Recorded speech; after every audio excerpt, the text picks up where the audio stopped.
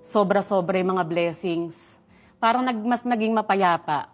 Yung parang after mo kasing magpatawad, parang nirelease mo na, hindi mo na kinimkim sa loob mo, sa kalooban mo. Kasi ako, bananaw ko, kapag may kinikimkim ka sa puso mo, bumabara lahat ng blessings na dapat pumasok. Kasi punong-puno ng galit yung puso mo eh.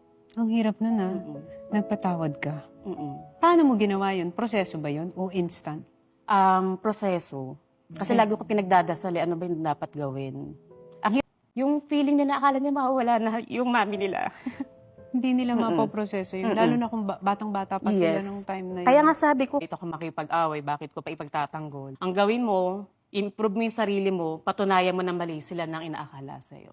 Buti naging ganun ang mindset mo, no? Wala rin kasi mangyayari kung makipag-away ka or makipagsagutan ka na mali kayo nang iisip sa akin, hindi man ako ganyan eh. At sabi nga nila, di ba, silence is the best revenge. And no revenge No revenge. is the best revenge. Yes. Kapag ikaw tumahimik, mas lalong sila yung mag-iisip sa'yo. Kasi hindi ka nagre-react. Hindi ka nagre-react Oo eh. nga, oo. Tahimik ka lang Na-stress nga sila pag hindi ka nababother. Yes. Totoo Stress yun. na stress sila. Baba, ayaw mo, paano ito? Hindi pa rin siya nababado, hindi pa rin siya nagsasalita. Ang experience ko, paano ko nag-agaw buhay, sa fireworks ba?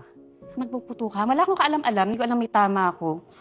Tagusan siya dito, nakita na lang, may dugo. Tumama yung bala dito sa side ko, parang umikot pa yung bala. Binago ko, parang ibang concruz na. Oh, Ibang concruz